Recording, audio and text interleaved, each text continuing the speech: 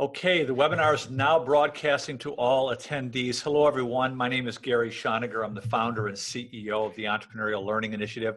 Thank you for joining this webinar today. I'm excited to share some hopefully engaging ideas with you all about authentic entrepreneurship. So here's how I want to get a little housekeeping, a couple of housekeeping details before we jump into the webinar. This is our first time on the Zoom platform, so bear with us. My colleague Nick Hool is standing by to assist with questions, comments, and so forth. What I'd like to do is make this webinar as interactive as we possibly can. And I think you'll see in the bottom part of your screen, there's a chat function. If you click on that chat function, we want you to be able to make this interactive so you can ask questions, make comments throughout the entire webinar. And to make it interactive, so Nick will stop me if there's a question. We can do Q&A at the end as well.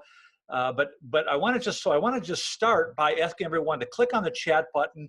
If everyone could just kind of check in and say hi, what your name is, where you're from, and you know, maybe a little bit about what you will hope to get out of the webinar.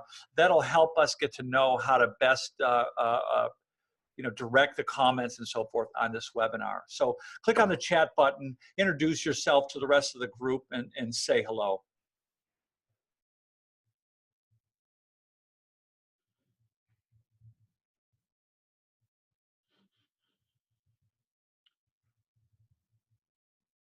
Okay, there we go. Hey, John, welcome.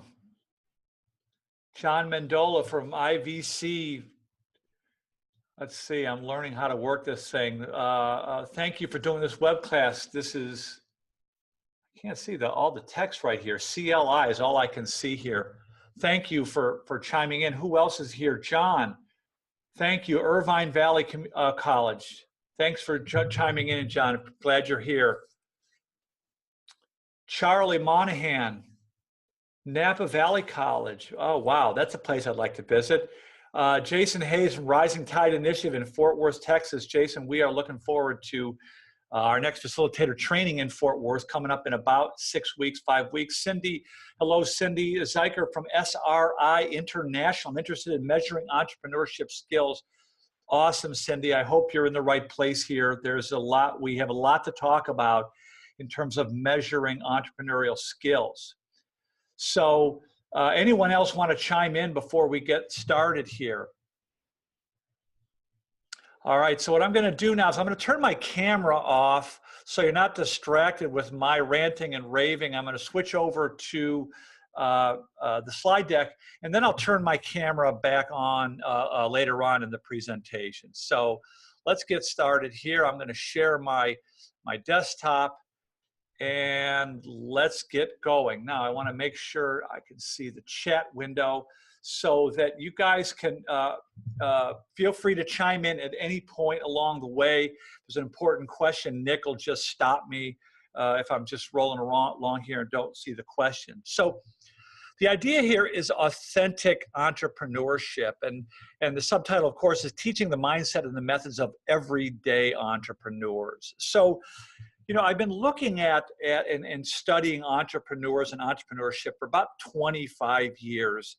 And it started for me with this understanding that if I could somehow deconstruct the mindset and the methods of the everyday entrepreneur, the people that don't necessarily have any particular advantage in life yet somehow manage to succeed, that these ideas could be helpful to others. And so that's sort of just a quick backdrop of where we're coming from.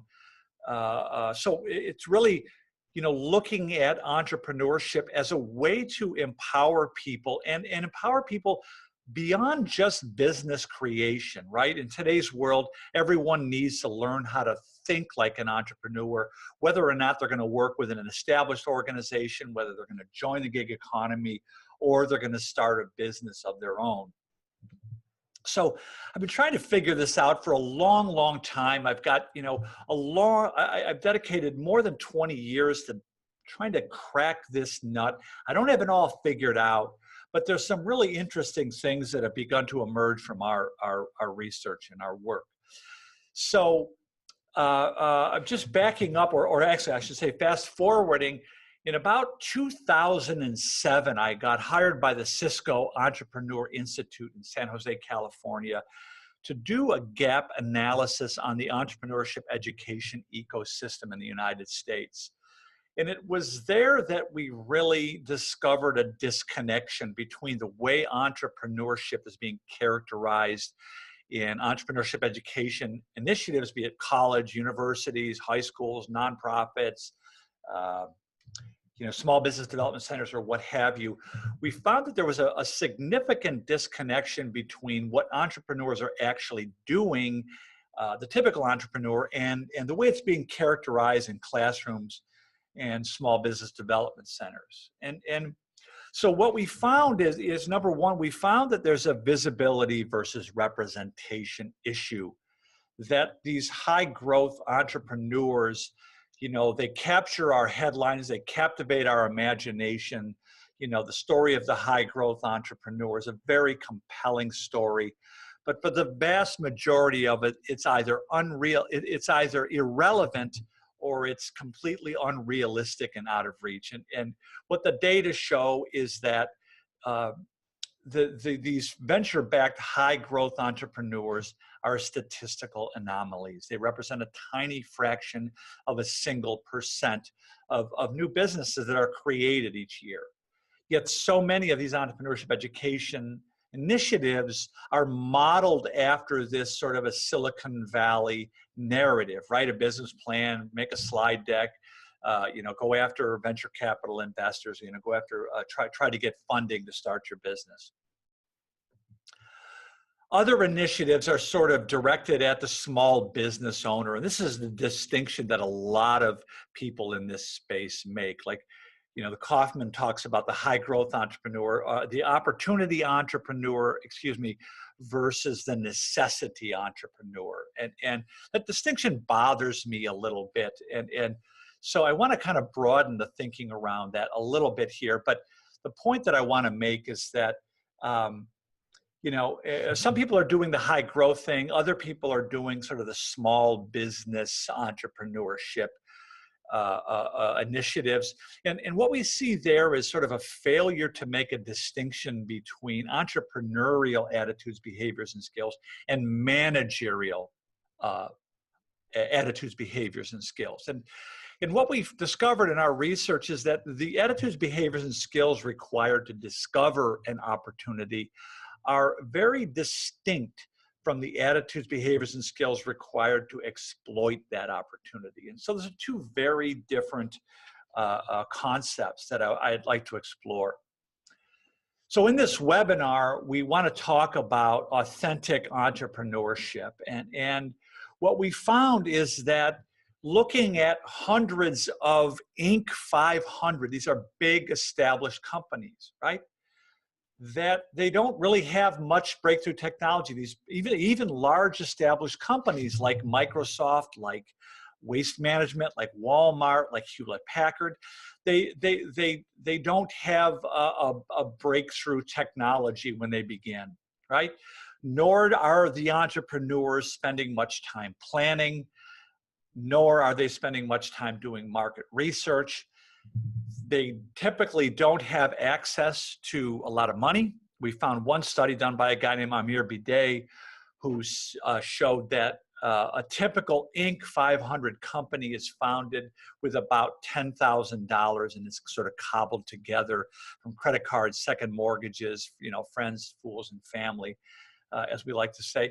And perhaps most astonishing of all, these companies are founded with, their founders have little or no experience in their chosen field. And so the question I want to ask is, how do you explain that, right? How does an unfunded entrepreneur without a big idea, without much planning and research, without much experience, transform that into some kind of a sustainable endeavor? And when we found this research at Cisco, and we looked at it, we said there's no curriculum anywhere that even could remotely explain this phenomenon, right? And this is really was sort of an aha moment for us that to look at entrepreneurship more as a behavioral phenomenon rather than a business discipline. So, no breakthrough technology, not much planning, not much research, not much money, not much experience. How does this happen? I ask this question very often in lectures and talks I give around the world. And people say, well, you got to have passion. You got to have, you got to be creative. You got to be a risk taker. And what I hear is the tendency to ascribe this to personality traits. And I've come to recognize that as a fundamental attribution error, that it has very little to do with a person's traits. It has a lot more to do with the way they think, the way they behave, and the environmental influence around them. So authentic entrepreneurship, we're going to talk about three things today. We're going to talk about the underlying logic that drives entrepreneurial behavior. We're going to talk about how entrepreneurs identify opportunities that others overlook. And we're also going to learn how they bring unfunded ideas to life. So I'm going to answer a lot of these questions that we just posed, right? So let's start with the beginning. What is the underlying logic that drives entrepreneurial behavior? Right, and this is, in my view, once we understand the logic that drives the behavior, everything else gets easier. So, in order to do this, we have to start by sort of stepping back and saying, like, all right, what is entrepreneurial behavior? Right? It's sort of, let's break this down into first principles. What does it mean when we say entrepreneurial behavior? Most commonly, we think of entrepreneurship or an entrepreneur as someone who organizes and operates a business. Right? Okay, let's that's back from the 18th century. That's the first definitions of entrepreneur or entrepreneurship or something along those lines. One of the most common definitions today it comes from the legendary entrepreneurship professor at Harvard, Howard Stevenson, when he defined entrepreneurship as the pursuit of opportunity beyond resources control. So let's unpack that for a moment.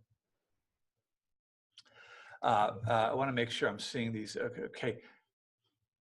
Okay, Nick, thank you for that message. Okay, so for unpacking that, what I'd like to do is define entrepreneurship as an opportunity discovery process, right? And that simple definition invites everyone in. And I want to point that out because there are a lot of people who have enormous entrepreneurial potential that do not self-identify as entrepreneurs. And in the last 7 or 8 years, I've interviewed somewhere in the order of 400 or 500 entrepreneurs all over the world. And very often the entrepreneur starts the interview by saying, well, I never really thought of myself as an entrepreneur. So when we think of it as an opportunity discovery process, the point here I want to make here is that not everyone wants to start a business in the traditional sense, but who among us does not want to discover an opportunity? And so, the desire to discover opportunity is a common human innate thing, right? We're all acorns trying to become oak trees. Every living thing has within it sort of an innate drive towards self-actualization. Starting a business is one way of manifesting that drive towards self-actualization. But suffice it to say, the point that I really wanted to make here is that the entrepreneurial spirit is the human spirit. Right? It's not just in some of us, it's in all of us. And it's just really, everyone wants to pursue an opportunity in some form or another. So we've looked at hundreds and hundreds of everyday unlikely entrepreneurs. These are people that don't have big ideas. They don't have access to venture capital. They're not necessarily at Ivy League universities. These are everyday ordinary people with no particular advantage over anyone else. How do they discover opportunity? Well, when we break it down, we tend to see sort of a three-step process that they seem to be following in some way, shape, or form. And it starts with problem finding. And this really involves inquiry and analysis. And this is a really important point here, that they find the problem first. And I'll dig deeper into that in a minute, but solving problems requires the proper framing of the problem, and this requires us to sort of diagnose before we prescribe. The second phase is, once we understand the problem, then we begin sort of like experimenting and adapting with solutions. I like to call this micro experimenting. It's sort of an iterative experimental process. Once there is evidence of a problem solution fit, then this third phase becomes advocacy, implementation, and sustainability, right? We all like to think that a good idea will sell itself, build it and they will come, they'll beat a path to your door. The truth of the matter is that rarely happens. And just like a child, ideas need an avatar to bring them to life. They need somebody to advocate for them, to bring them out into the world. So I'm going to come back to the underlying logic that drives entrepreneurial behavior. And now, we've talked a little bit about what is entrepreneurial behavior. Now I want to look at the word underlying. Let's unpack that. So, I talk a lot about the entrepreneurial mindset, and this is where underlying becomes very important. And I'm going to use the age-old iceberg as a metaphor for explaining the way that our brains work. On the surface are what we call visible artifacts and observable behavior. This is what we can see and observe and touch, right? That's what shows up on the surface. Well, beneath the surface lies our explicit or declarative knowledge and our espoused values. This is basically what we know, what we say we believe.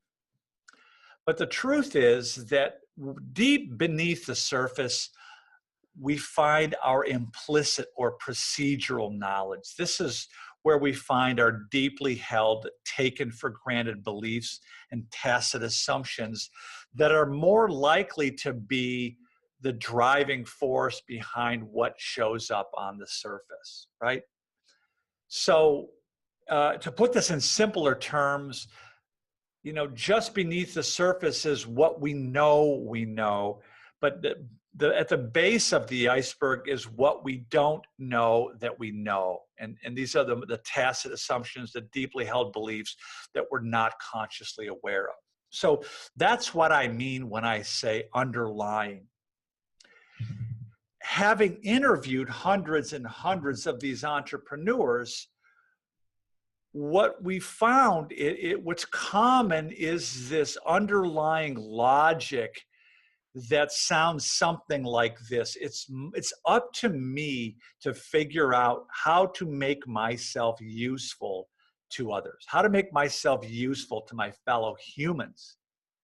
And that by doing so, I can empower myself. And, that might seem a little simple. It's just very different from the way that most of us have been taught to think. Most of us have been socialized into an employment mindset where we have a deeply held, mostly unconscious assumption that we're going to work in an established organization where the useful thing has already been determined, and we'll expect to fulfill a predetermined, often well-defined role. And so that's really this sort of the core logic of the entrepreneur is this underlying assumption that it's up to me to make myself to make myself useful to my fellow humans. And the more useful I can become, the better off I'm likely to be. I could go off on that and on a whole different webinar about what are the limits, what is limiting us from making ourselves more useful to more people. Like, where are those limits? Are they real or are they imagined? And that could perhaps be another webinar or a topic for discussion later in this webinar. But essentially what it boils down to is the entrepreneur tends to see problems, frustrations, unmet needs as potential opportunities. So every problem, every frustration, every unmet need, they tend to think about, okay, how can I solve this problem? And if I have this problem, who else has the problem? And so this is sort of the core assumption of the entrepreneurial mindset. It's the underlying logic that shifts what I call the locus of concern. So again, I was talking about the employment mindset, which encourages us to stay in our lane, to focus on our own job description, do exactly what we're told. It encourages a much more narrow focus, right?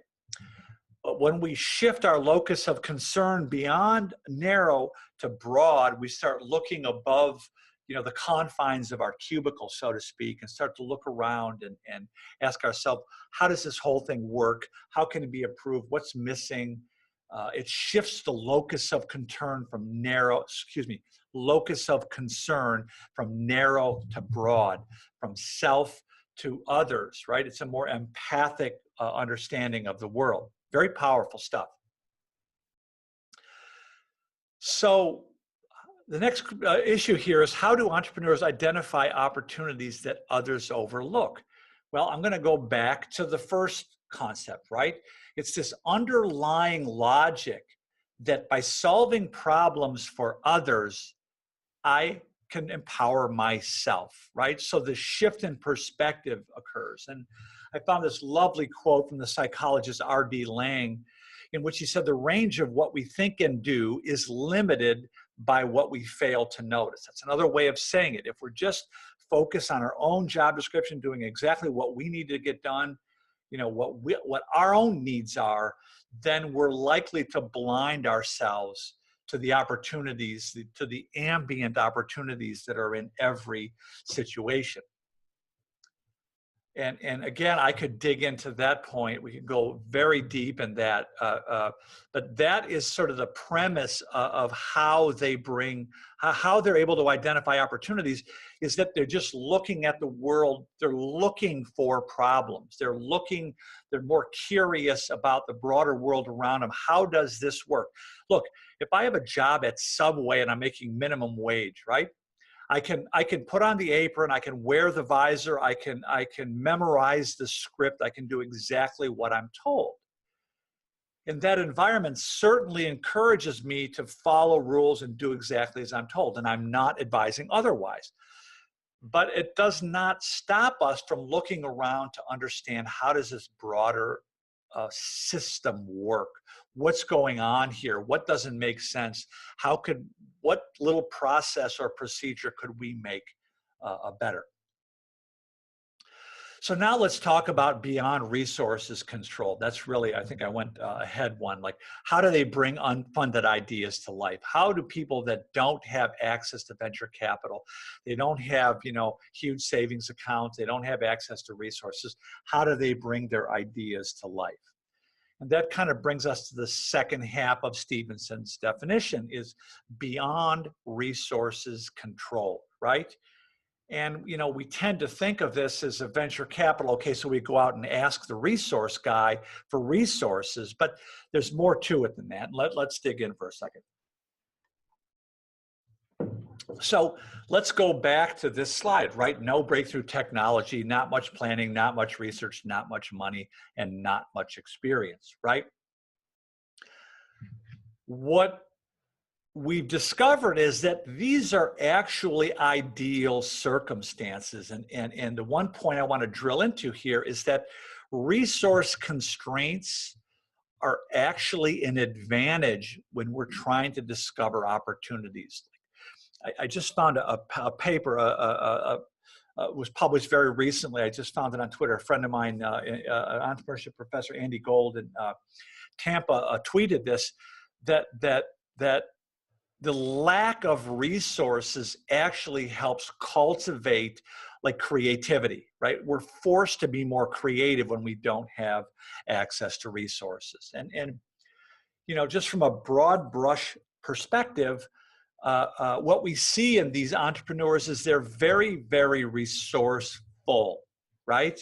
They learn how to focus their time, their thought, their energy, and their resources very carefully on what it is they want to get done, right? And they become very resourceful. And you know, we all like to think, you know, there's this thing I want to do, but I don't have the money to do it. I don't have the resources to make it happen.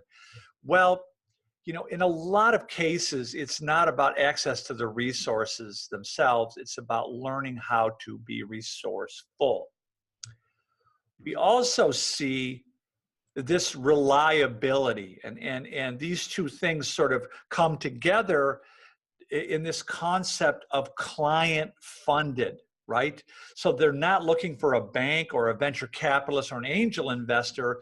They're designing and micro experimenting, and they're solving problems for people in a way that their clients are funding their business, right?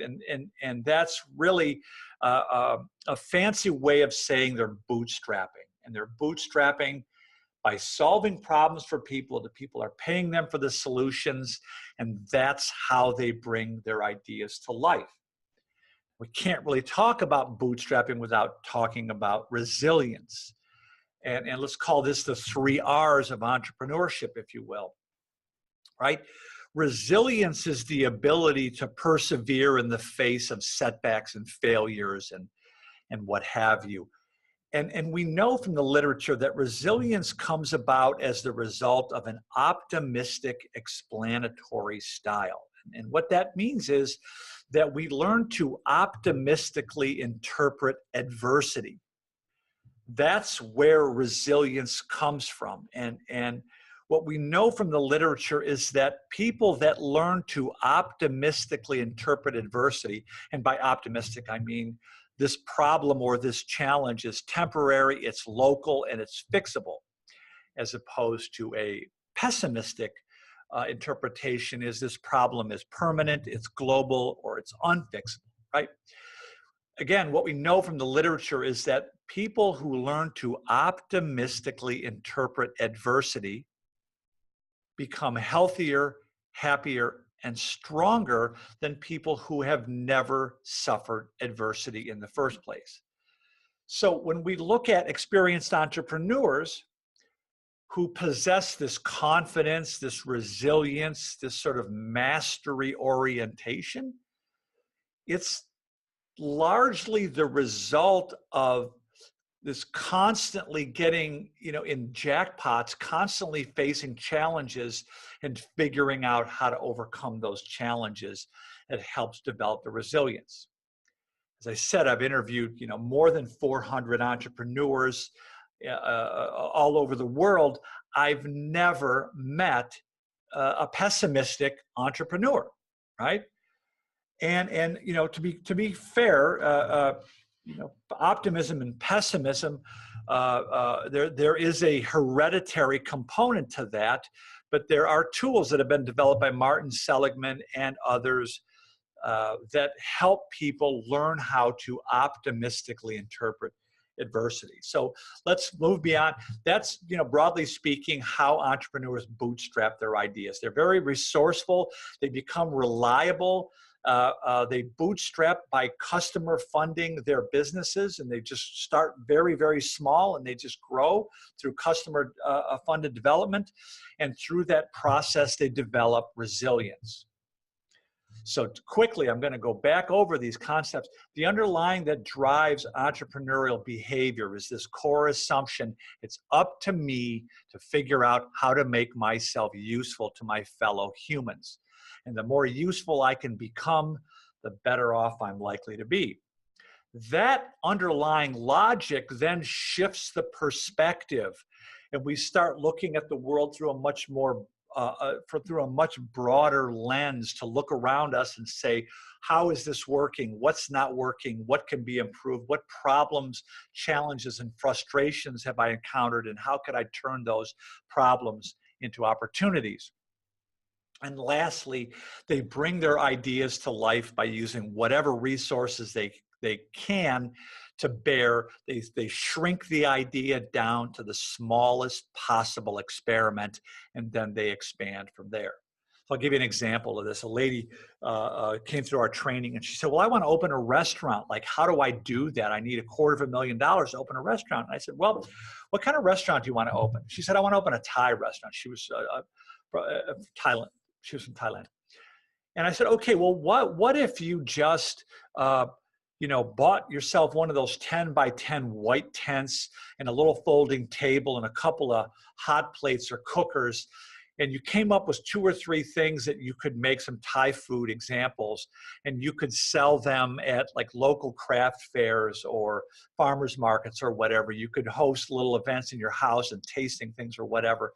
How could you, start at the smallest possible level to test your idea, see if people in your community are interested in this? And that's just one example of how to reduce the idea to its simplest possible form. Now, granted, there are some ideas that you really can't bootstrap, right? So you can't bootstrap FedEx. You need 20 Falcon jets and a hub to get started. So I recognize that, but the vast majority of ideas can be reduced to a simple format, tested in the real world, and grown from there through customer-funded development.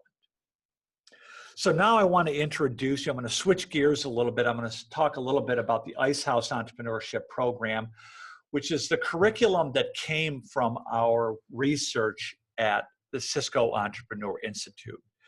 And as part of that work, I was interviewing entrepreneurs all over the United States to sort of, part of what we did at Cisco, we said, well, what are entrepreneurs actually doing? Why don't we develop a curriculum and look at the typical entrepreneur that has, maybe a few hundred or a few $1,000s, and they don't have big ideas. They don't have, network connections at Harvard or Stanford. How are they doing it? And I came across an entrepreneur in Tulsa, Oklahoma named Clifton Talbert, who explained to me that he was born in the Mississippi Delta in the 1940s to a teenage mother, didn't know a father until well into adulthood. And this was a cotton community. Mr. Talbert said to me, I was picking cotton. This was the expected way of life until at the age of 13, he was asked by his Uncle Cleve Mormon, the man who owned the local ice house, to work alongside him. And Clifton said that it was my Uncle Cleve who taught me how to think like an entrepreneur. Well, I was immediately captivated by this story, which was really embodied what I had seen, underlying assumptions that entrepreneurial thinking can empower people even in the most resource-constrained, opportunity-constrained environments, that entrepreneurial thinking can empower them. And so I connected with Clifton Talbert. We did this interview. I became friends with him. We spoke together on a main stage, and a couple of years later, he and I co-authored a book, Who Owns the Ice House? 8 Life Lessons from an Unlikely Entrepreneur. I had no idea when I met him that he was a Pulitzer nominee, that he had been part of the Stairmaster exercise startup. He'd owned banks, he'd done all these things, lectured the Supreme Court, made a major motion picture. So he and I collaborated to write this book. The 8 Life Lessons from an Unlikely Entrepreneur are really 8 core concepts that we distilled from hundreds of interviews. They're told in this story. And if you want to learn more about this book, you can buy it on Amazon. It might be in your local bookstore. You can buy it on our website. We have book discussion groups. Colleges are using this for like required reading, like freshman reading. It really distills entrepreneurship down into 8 fundamental concepts, and that's really what the book is about. Since we wrote the book with some initial funding from the Kauffman Foundation, the book was transformed into the Ice House Entrepreneurship programs. I want to just talk about those for about 5 minutes, and then we'll wrap up and take some questions. So the Ice House Entrepreneurship Program is, since we launched it in 2010 or 11, excuse me, which now we've sort of diverged into 3 separate offerings. There's the original Ice House Entrepreneurship Program. There is a student success version for incoming freshmen, high school seniors, how to succeed in college, in school, in life with an entrepreneurial mindset.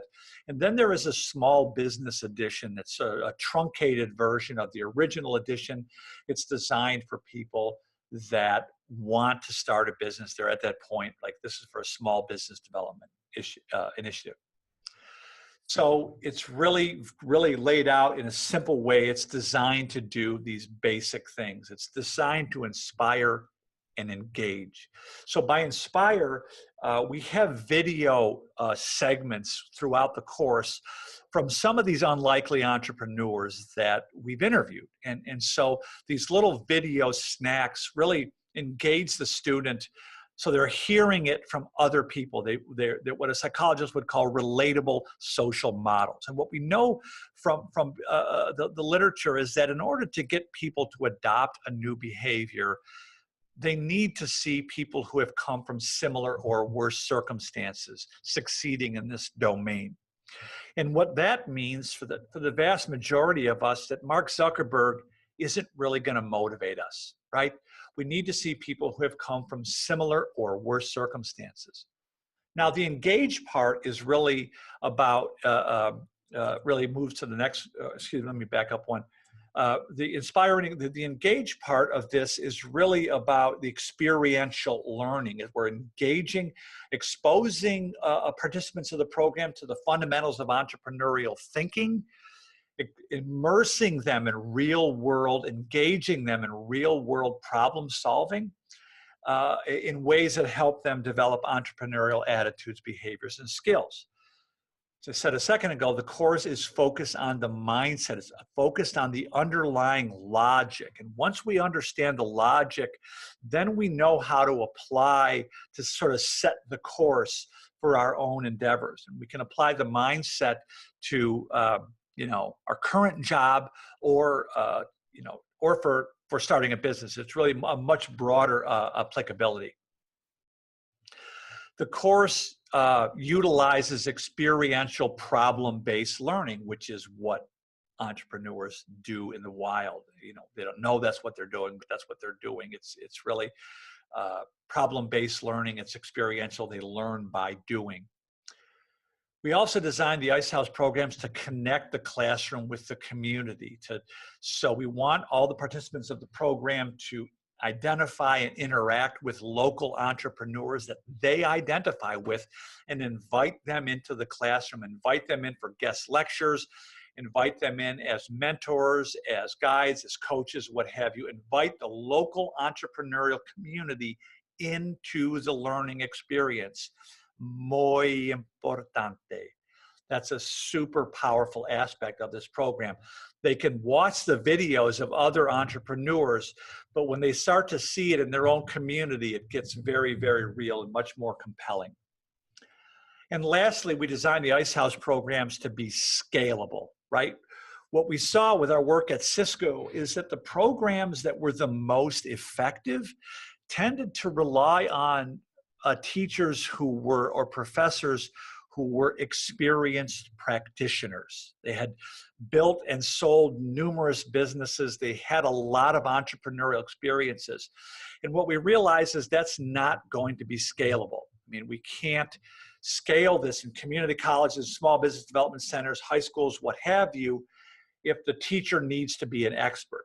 So we designed the Ice House Entrepreneurship Program so the teacher does not need to be an expert in entrepreneurship at all.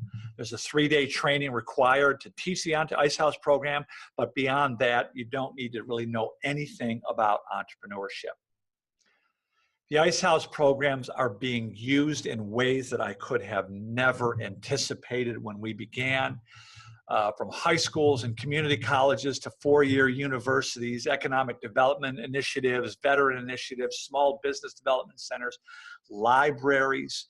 A lot of folks picking this up in reentry programs. I just spoke at a corrections conference in New Orleans a few weeks ago with Dr. Linda Keena from Ole Miss. She published some research about the outcomes of the Ice House program with 0 recidivism rate. She published that in a peer-reviewed journal. It's on our website if you want to look at it. People are now using the course for city government employees to train local government workers how to think like entrepreneurs, how to take an entrepreneurial attitude to their jobs. And you can learn more about that also on our website. And again, nonprofit organizations, not only nonprofit organizations that are trying to empower others, but also to use this curriculum internally to help develop entrepreneurial culture within their organizations. So that's a quick overview of the Ice House Entrepreneurship Program. Since we've launched, we've trained approximately 2,000 facilitators from 5 continents. We've done facilitator trainings all through Latin America, North America, South Africa, Eastern Europe, UK. We do 3 public trainings a year in the US. And then we're very often asked to do a private on-site trainings. Our next public training is coming up October 5th through 7th in Fort Worth, Texas, through a partnership with NACCE. And members of NACCE receive a significant discount for that training. So if you're interested, you can learn more about that on our website. So that's a quick overview of the Ice House Entrepreneurship Program. I hope this content about authentic entrepreneurship is useful to you. Again, by authentic, what I mean is the mindset and the methods of everyday unlikely entrepreneurs, a method of entrepreneurship that has a much broader appeal. So again, now that I'm going to put the camera back on here, let me figure out how to do that. I'll start the video again. Here I'm back, and in your chat window, any questions, comments, suggestions?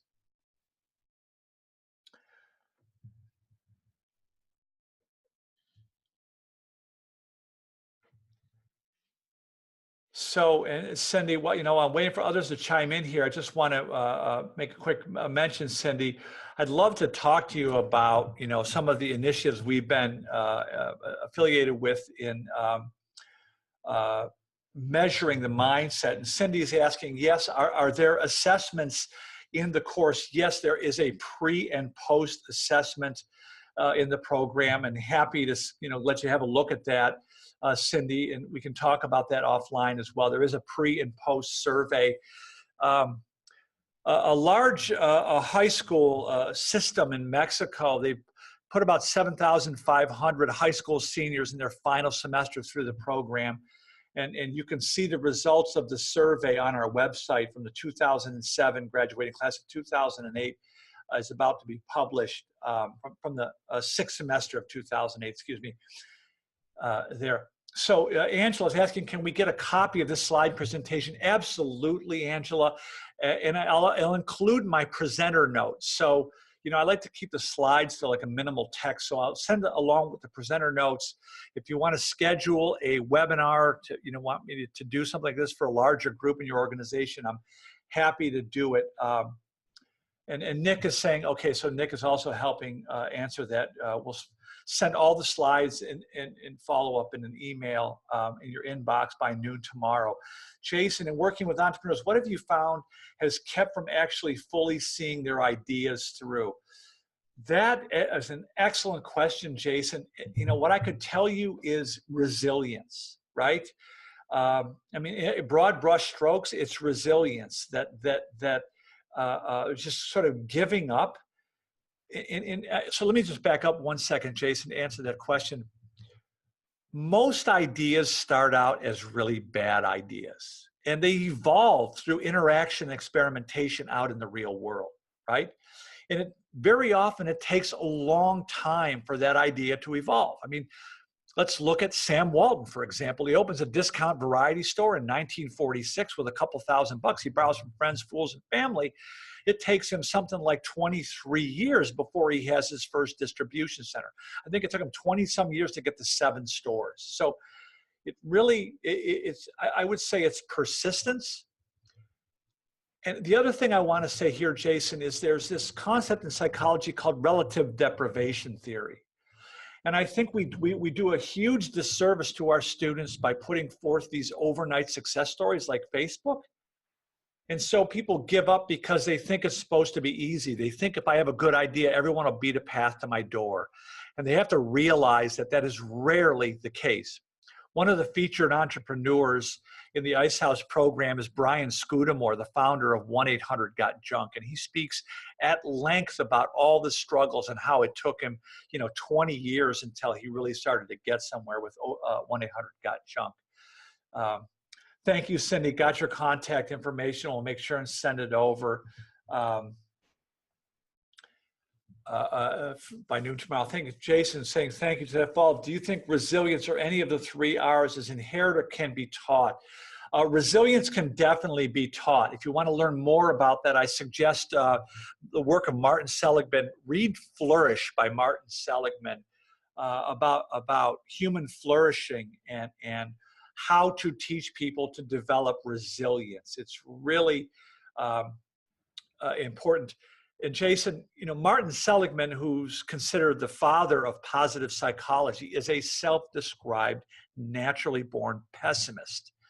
So there's, no question about it. It can be taught. We have a very powerful tool built into the Ice House Entrepreneurship program to help students optimistically interpret adverse circumstances. Clint is asking, hi, Clint, mindset is most important, but additionally, what other tools do you have to work with entrepreneurs like Business Model Canvas or use Design Sprint? Clint, I'll give you the $20 later for asking that question. We've taken the Business Model Canvas and sort of rejiggered it so that it doesn't require, so it's not so focused on the sort of the high-tech, high-growth entrepreneurship. We call it the Ice House Opportunity Discovery Canvas. It's modeled after best practices in design thinking, and it's a very simple tool to help folks navigate through the complexity to separate signal from noise. It's baked into the Ice House program. Thank you for that question, Clint. I should have put that in my slides. Awesome. Jason, thank you. I appreciate your questions. As I continue to interview entrepreneurs, I'm going to launch a podcast here in the next couple of months. I got about 6 or 7 of these entrepreneur interviews now on podcasts, and we're going to put this out, the Entrepreneurial Mindset Podcast. I'm endlessly fascinated with the underlying beliefs and assumptions that are driving entrepreneurial behavior. And what I continue to see is the extraordinary ability of ordinary people to accomplish extraordinary things. And I'm launching this podcast in part is to put these ideas out there, so to help people recognize there's a lot that we can learn from these unlikely entrepreneurs. And they're not just lucky, they're not endowed with some scientifically unfathomable traits. There are distinct, common, and replicable lessons we can learn from their experience that we can apply to our life, regardless of where we start, where we're going, what path we choose. Thank you for that reminder, Nick. So also, I want to remind folks that this is a NACCE-sponsored webinar. There is NACCE has a tried and true partner of ours, the National Association for Community College Entrepreneurship. They're doing amazing things in this space across the United States and into Canada. We are very excited to partner with them. This training, the discount, the training, if you're a NACCE member, you get a discount. It's a couple $100. I'm sorry, I forgot what it is. And maybe Nick, you can tell me exactly what that amount is. And there's a NACCE discount code when you register for the training on our on the registration page, which is on our website. Okay, I lost my screen there for a second. What happened? We still going here? The chat is still functioning. Yes. Okay. Slide presentation. Clint. Okay. So yeah, if you want, there is, I think it's Thursday this week. Every couple of weeks we have an Ice House specific a webinar that will dive much deeper into the Ice House program. We have those very often. There's plenty of pre-recorded ones on our website. Clint is asking, I know the Q&A, Clint, I see your question now here. It says, can one teach the mindset without the experiential component? Clint, that's a good question, and I'm not sure you can. I mean, here's why I'll say that. Like our mindset is an adaptive mechanism.